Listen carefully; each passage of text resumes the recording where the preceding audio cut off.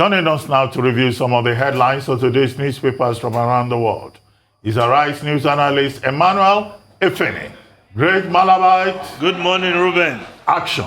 Yes, good morning, Rufai. Morning, sir. Good morning, Victoria Tundu, MKO Abiola. Good morning, Mr. Efene. Yes, let's start the review with this day, Nigeria's newspaper of records. The lead story: senior advocates of Nigeria fault Malami, say no legal basis for prosecuting Twitter users. Every person shall be entitled to freedom of expression, including freedom to hold opinions and to receive and impart ideas and information without interference. That's section 39, subsection 1 of the Constitution of the Federal Republic of Nigeria. Now, this directive by Abubakar Malami that those who are caught violating the ban on Twitter should be prosecuted is quite sad, if you will, because a number of senior advocates of Nigeria have said, well, there's no basis in law because you cannot start just give a law verbally. You want to prosecute people for a law that is non-existent. And that in itself is worrisome coming from the chief law officer of Nigeria. But there are other issues on this issue of Twitter. The News Direct newspaper reporting that Nigeria to lose 65.3 billion naira on Twitter ban in 30 days. Federal government should worry about collateral damage to businesses. Lagos Chamber of Commerce. National interest outweighs economic implications. Alcon President. Now the Punch newspaper. Twitter ban. Job losses loom. Economic woes to worsen. Nigerian Economic Summit Group. Experts warn. With present economic woes, we shouldn't add to our people's problems.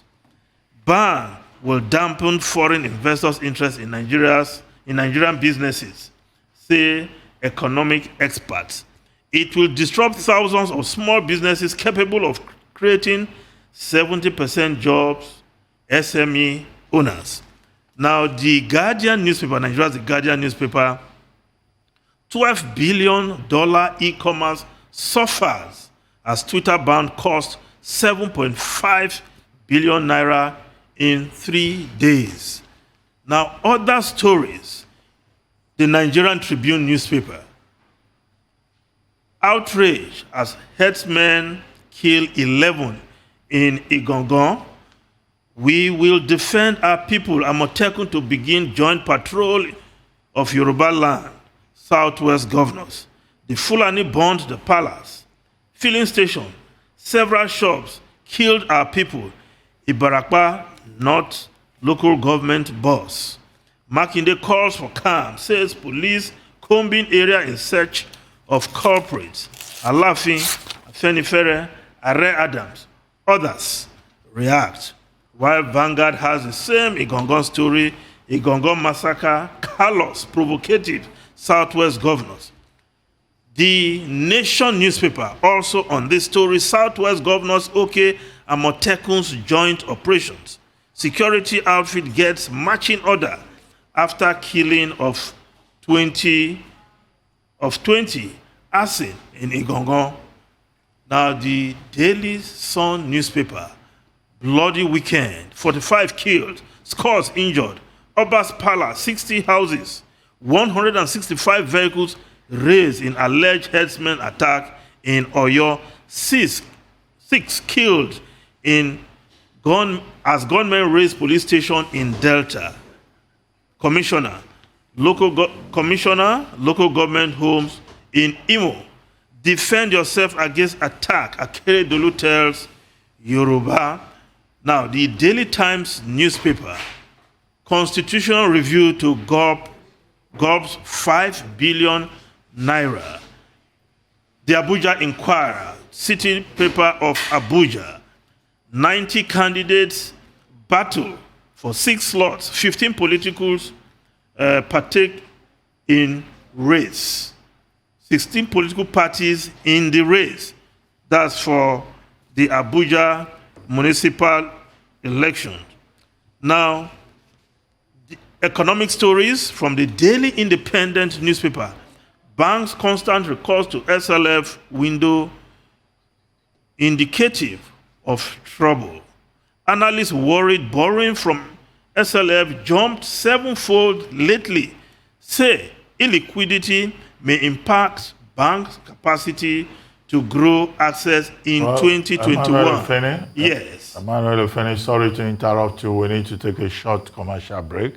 But stay with us. We'll come right back to you.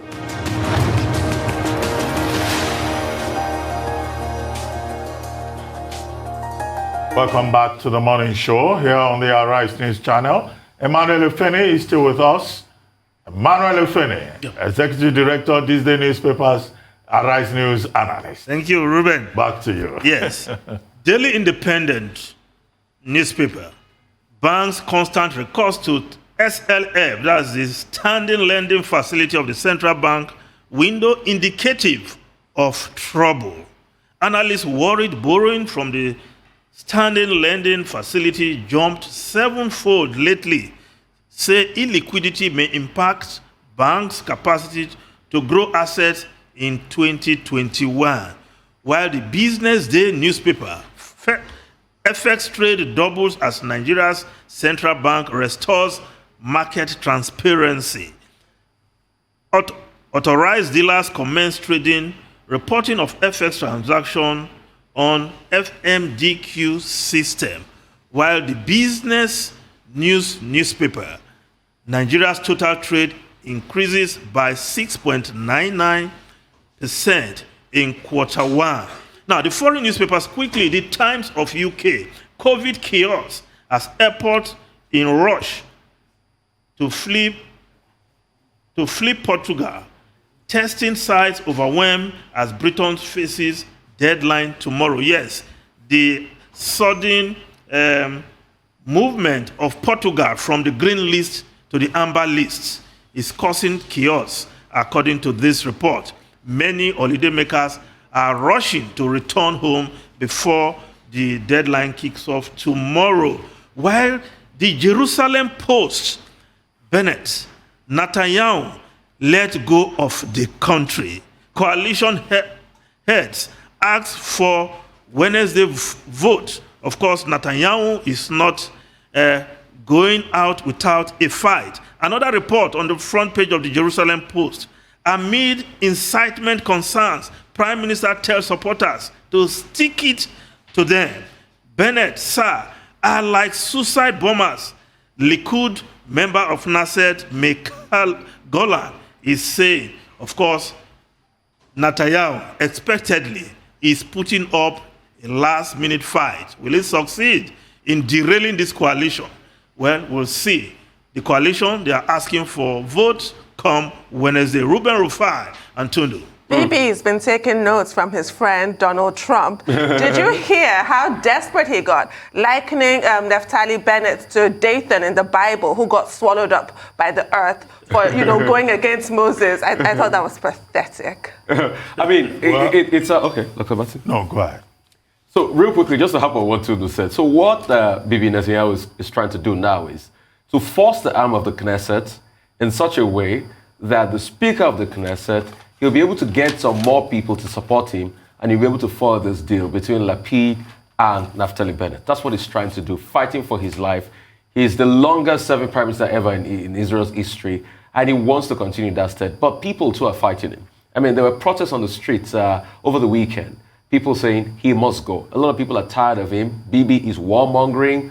It's not good for the economy of Israel and the likes. They need a fresh injection and fresh blood. But he's trying to force things now, and he's trying to turn things around and frustrate this. But obviously, we all hope that Naphtali Bennett and Lapid coalition will sail through.